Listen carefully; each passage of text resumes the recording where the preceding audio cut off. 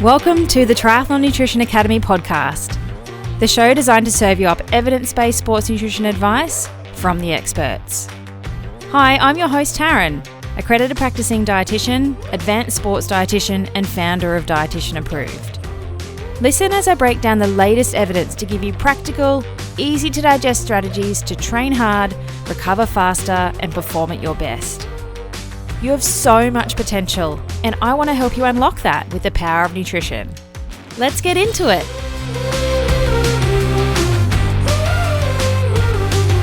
Trends in sports nutrition for 2023.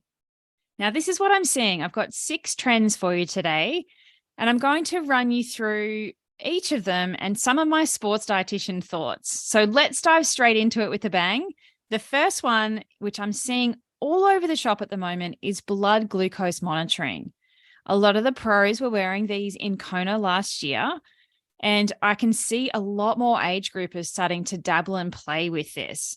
So what it is, a continuous glucose monitoring device, or CGM, it's like a little pacer type thing that sits on your arm typically, but it can sit anywhere on your body really that makes it not so uncomfortable. And it's measuring in 1 to 5 minute intervals your blood glucose concentration. So it's capturing it much more frequently and I guess less invasively than traditional measures where you have to prick your finger and then pop your blood on a little device.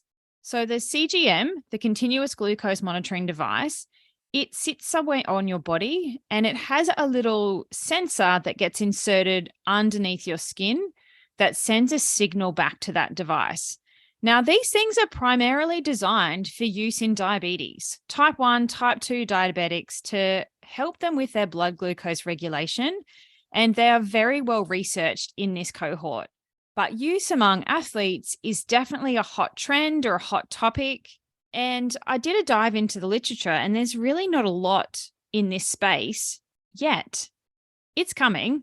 It often takes a little bit of time for it to filter through papers to then have them published and available to read, but it's coming because athletes are doing it on the ground. The couple of papers I did read were really interesting, very small sample sizes though, so say 10 athletes per study, per research study. We're not seeing huge numbers and huge data collected across lots and lots of people, but really good that the research was in males and females. It's not just male dominant for a change. And I can see why this is a trend. It would be of interest to know what your blood glucose levels are doing sometimes. You could potentially look at it to think about carbohydrate intake or delivery and seeing what happens to your blood glucose levels when you ate some carbohydrate and how long it took for your blood glucose level from the device to respond to that and what that response is. So previously, we didn't know if these devices were useful during exercise. It's a totally different kettle of fish compared to if you're sedentary sitting around doing not much. So there is starting to be a little bit of research done in this space to see whether it is an accurate reflection of what's going on when you're exercising or not. And the other research that I was reading was around recovery, because a lot of triathletes suck at recovery nutrition, and monitoring your blood glucose levels after a massive endurance event like an Ironman or a 70.3 distance event can potentially be a really good thing to help athletes understand what their recovery nutrition needs are and making sure you're not going hypoglycemic afterwards and you're doing a good job of topping up your muscle glycogen levels and putting carbohydrate back in your fuel tank after a massive glycogen depleting exercise session like a long course race. So this type of thing would be excellent for diabetics. One of the athletes inside the academy program is a type 1 diabetic, and this would be perfect for him so that he can have confidence in his fueling plan and what is going on with his blood glucose levels. That's one particularly important athlete that it could be useful for. But for the rest of you, I would actually heed a little bit of warning around this type of thing at this point. It is definitely another gadget and it is data. And I'm a believer in the foundations first. I think we need to walk before we run.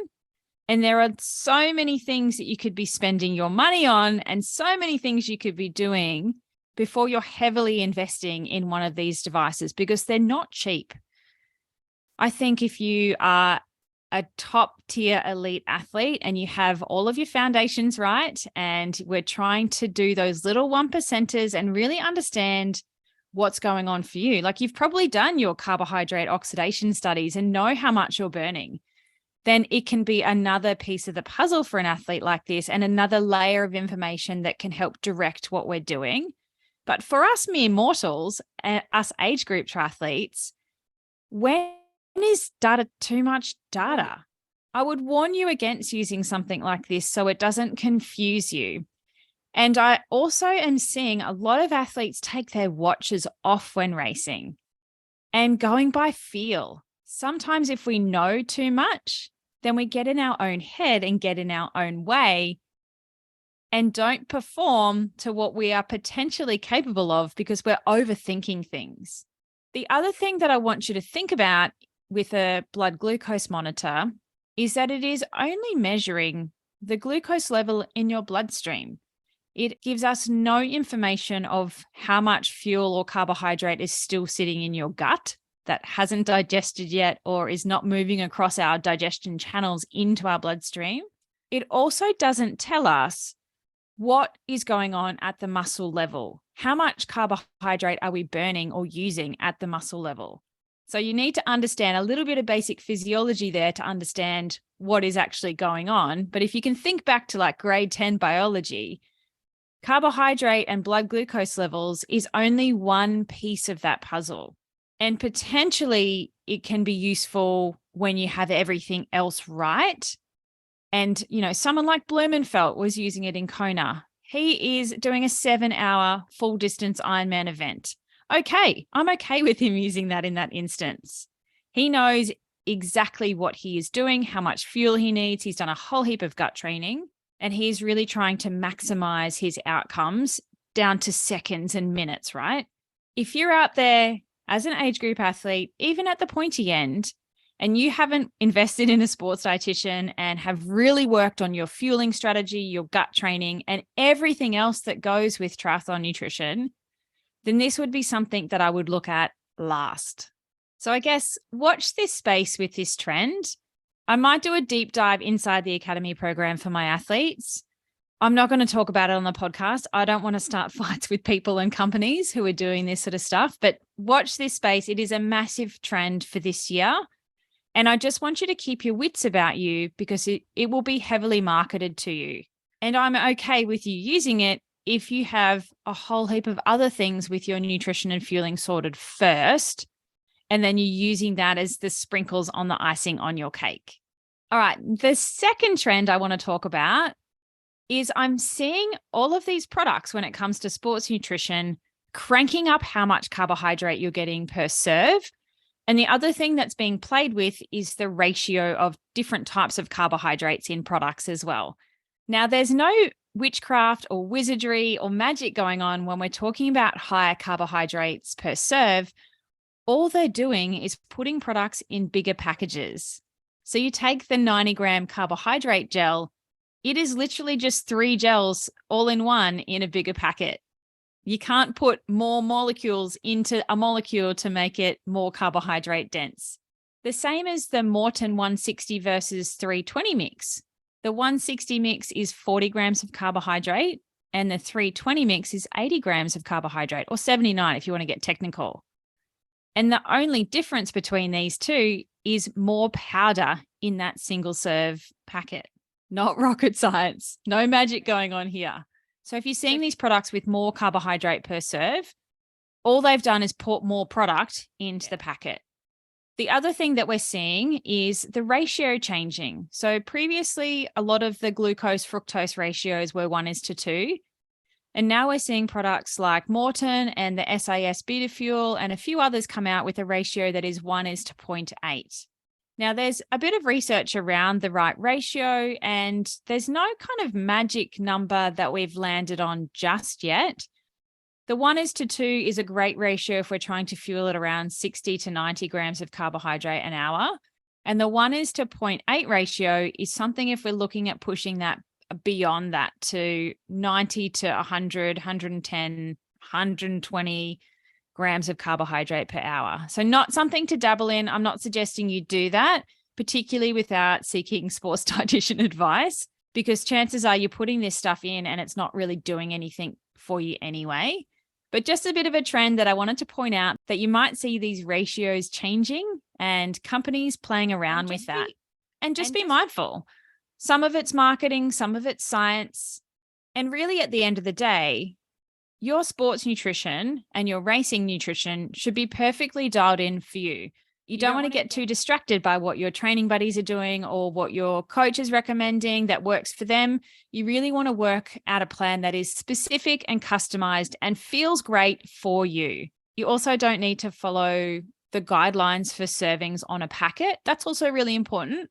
A lot of, say, gel companies will say you need to have 3 in an hour, 1 every 20 minutes. You don't need to do that. You can do whatever the heck you want. You can put 10 scoops of sports drink powder into a bottle. You don't have to follow their recommendations. Unless we're talking about the hydrogel for Morton, then to make it work as that hydrogel, then you will need to follow the instructions. But for anything else, do whatever you want and really dial in your fueling and strategy based on you and what you need. A little word of caution, though, with those really high carbohydrate per serve products. You don't want to have all of that in one hit. You're not going to want to take a 90-gram carbohydrate gel in one go. You want to spread that out so that it digests and absorbs effectively and efficiently. And you're probably going to want to drink some water to help that process. The third trend is kind of a trend, but we're seeing more and more research done in this space, is gut training. Previously, research thought that we could digest maybe 60 grams of carbohydrate an hour maximum, and then it moved up to 90 grams of carbohydrate per hour when we started to learn a bit more. And now we're seeing research done in the space of 120 grams of carbohydrate per hour in elite athletes. I did an episode on why probably aiming for 120 grams of carbohydrate an hour for a general age grouper is likely a mistake. I recorded that episode last year. If you do want to dive into the archives and listen to that, I walk you through some of the research in this space and why it may not be so useful for an everyday athlete. But we know that our gut is the rate limiter. We can throw 200, 300 grams of carbohydrate into our stomach, but it just isn't going to digest and absorb and move across the intestinal wall into our bloodstream. We know that that process, those channels, are our rate limiting step. And we can train that to increase by doing gut training. Now, we don't know specifically how to gut train to the best of our ability yet. That research is coming. Watch this space. It'll probably take 2 to 3 years, though, for that to be an actual published paper. There's a lot of research going on at Monash under Ricardo Costa around how to effectively gut train. So watch this space. But gut training is something that, as an endurance athlete, we all need to be doing if you want to increase your fueling. And that's something that I teach you how to do specifically inside the academy, based on the latest research that we have available to us, plus some secrets from whispering in Ricardo's ear when I get to speak to him. So gut training, bit of a trend, but a need if you want to be fueling more aggressively, rather than just blindly trying to aim for 120 grams of carbohydrate an hour based on nothing. I love that you're high achieving and you want to do all the things, but there's no point putting that amount of carbohydrate into your gut if it's not going anywhere. That's only going to end badly the longer you exercise for. The fourth trend I'm seeing is a bit of a broad one, and it's been happening for a while now, but I feel like it's finally filtered down to the age group population, is body composition and the need to not be the leanest, lightest body that you can be. Now, potentially that's a little bit controversial, but think back to the Sydney 2000 Olympic Games.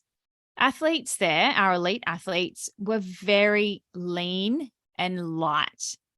And since that time, there's been a big push in the elite space for putting on more muscle. So we have more strength and we're stronger and we have more power.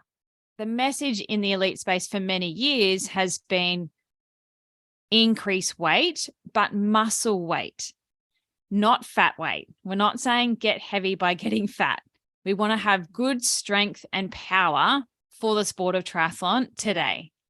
And we're seeing that happen in someone like Blumenfeld, who I do not want to talk about his body composition. Oh my God, that guy is amazing. Please do not judge what he looks like. What is wrong with the world? But we're seeing that with some of those other really top performing elite athletes is they are not tiny, lean little string beans anymore. They've got heaps of muscle on board.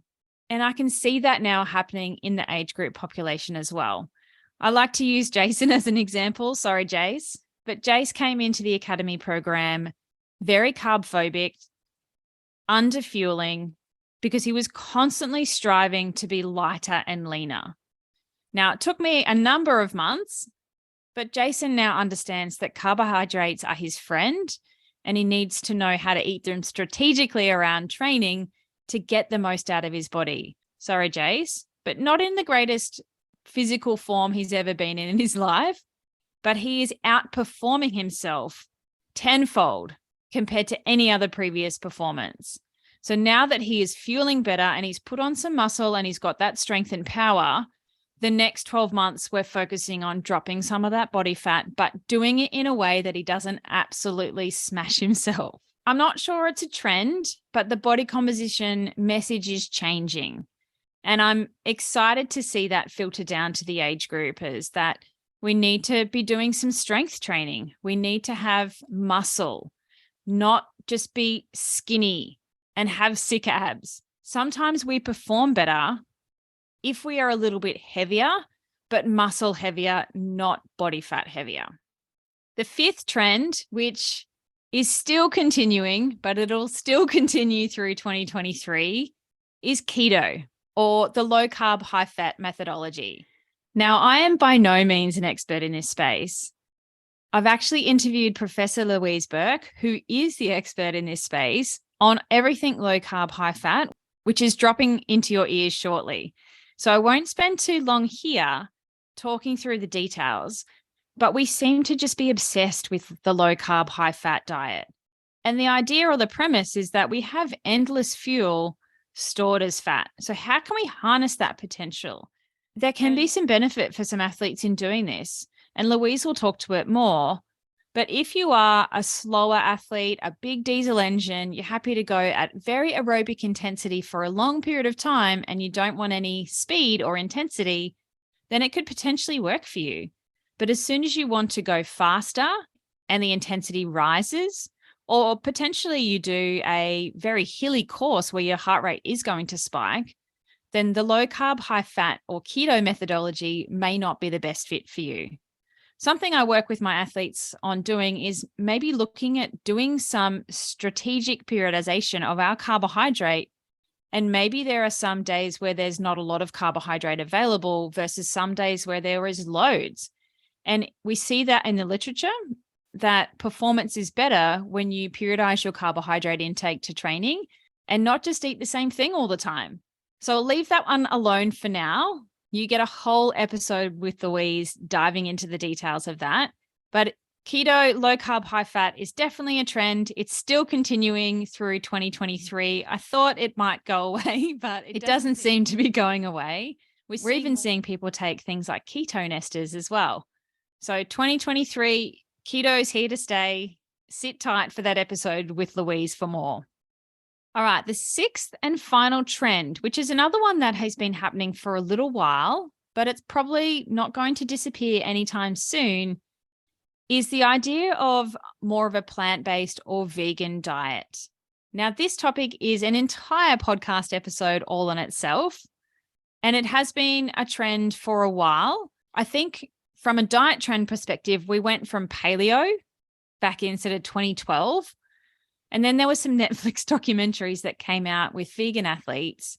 And we went from eating a very meat-focused diet to the next diet fad being veganism, which is cutting out all animal products whatsoever. Now, I haven't watched that Netflix documentary. I'm not going to name it. I think I'd rather claw my eyes out. From what I've seen, they were eating T-bones the size of my quads and then switched to a plant-based diet. So of course they felt better. I'm a firm believer in plant forwards would probably be the way to put it, or plant-based. I have a very plant-based diet. It's based primarily on plants. And then personally, I do choose to eat animal products, but they form the smallest component of my diet by a long way. There are different types of diets. There is the vegan diet where you exclude all animal products whatsoever. So fish, meat, eggs, honey, and even leather products. So you're choosing to wear nothing that has come from an animal. And then we have different types of vegetarians where they may exclude particular types of animal products, but not all. So you might still include some eggs, or you might still include some dairy or honey from happy bees and things like that. And then this classification of plant-based, for me, that means eating a diet that is based on plants, which is how I would eat, even though I'm technically classified as an omnivore. Whichever way you choose to eat, my advice to you is just make sure you're still ticking all of the right boxes for what you need. So if you plan on going vegan or plan on making a change to your diet like that, you just need to understand what are the things that you will then be missing and how do you replace that effectively with the plant-based alternatives. My brother went vegan many years ago, and he was a terrible vegan. He had no idea how to do that. And he switched his diet in a day. So he literally lived on hot chips and McDonald's soy milk coffees. Disgusting. He's much better now, but I would encourage you, if you're thinking about shifting your diet in that way, to do it in a stepped approach and do it gradually over time so that you're not going into a massive hole where you don't have enough calcium in your diet, for instance, or enough iron. Particularly as an endurance athlete, you have higher needs for both of those two things. We talk about both of those in the first phase of the Triathlon Nutrition Academy and how to get enough, whether you follow a vegan or plant-based diet or not. I think a lot of athletes would benefit from eating more plant-based foods. It's something we talk about at camp, how to have more plant-based foods in your diet and get that diversity, because we don't eat enough. We know globally the world doesn't eat enough fruits and vegetables on a day-to-day basis. So I'm all for a plant-forward diet without necessarily needing to put rules around it and restricting it. There doesn't seem to be any evidence that a vegan diet is going to make you perform better from an endurance perspective, despite what some of the documentaries might tell you. But let's just look at the foundations of our overall diet quality and make it high in antioxidants. Make it high in all those plant chemicals that you get from eating fresh food without necessarily needing to label it. All right, so that's 6 hot trends to keep an eye out or watch for in 2023. Some of them are old, coming across into the new year, and some of them are newer sort of flavors. What I would remind you of for all trends is that you need to do the fundamentals and the foundations first before you look at layering in some of these more advanced principles and potentially more sprinkles on the icing on your cake. If you've baked your cake and you've iced it with those advanced sports nutrition principles, then you can maybe look at putting some of those sprinkles on. But until you've done those first 2 steps, there is nothing for those sprinkles to stick to.